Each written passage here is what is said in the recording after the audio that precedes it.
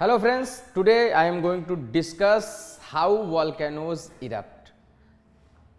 Our earth is composed of many layers, and in the second layer of the earth, that is known as mantle.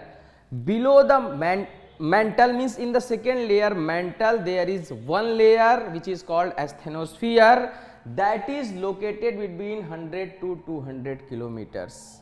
In that asthenospheric layer all the magmatic material is filled, which is continuously floating, भरा हुआ है और continuously बह रहा है.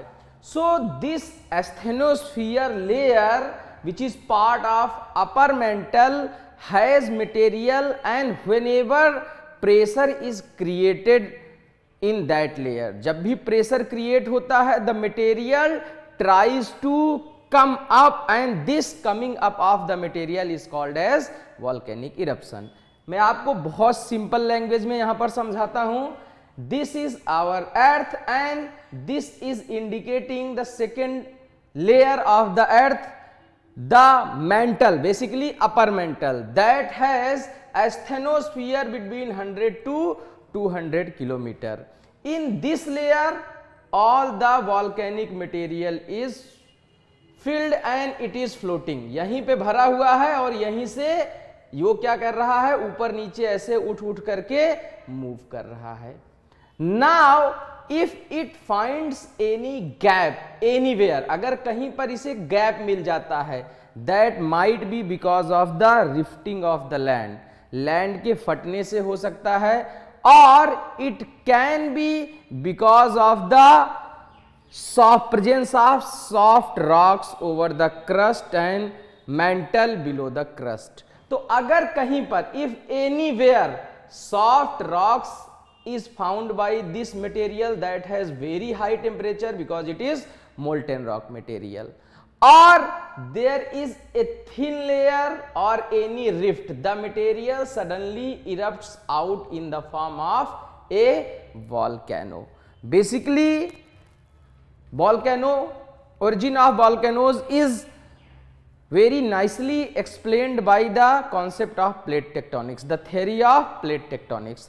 Theory of plate tectonics says that there are three types of boundaries, plate boundaries.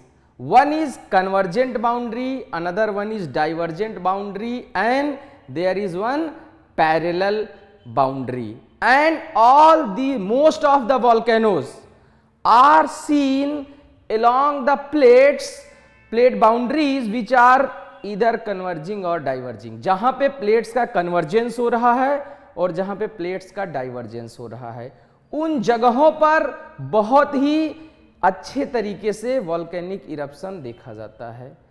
कैसे देखा जाता है? Because when to plates converge, due to the plate convergence, one plate subducts below, two plates converging, one plate is subducting below, and the plate which is subducting below melts due to availability of asthenospheric layer that already has very high temperature.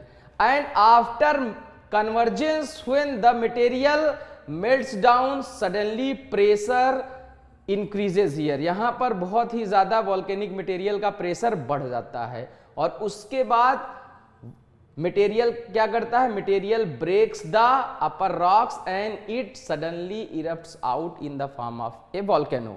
Means plate convergence होंगे तो भी volcano के eruption होने की possibility ज्यादा होगी. अभी यहां पर आप उस चीज को देख सकते हैं. वैसे ही व्हेन प्लेट डाइवर्ज, मैंने कहा था शुरू में ही कि जब कोई रिफ्ट मिलती है, प्लेट्स के बीच में कोई गैप मिलता है यहां पर, so whenever plates diverge to other side, that also causes volcanic eruption because material is already present. Material तो प्रेजेंट ही है, and material when it finds gap suddenly erupts out in the form of a volcano. Now you can analyse these things from this picture also. This is showing this in detail, this part in detail. Suppose this is the earth surface, this is our earth surface, हमारी पृथ्वी की सतह है.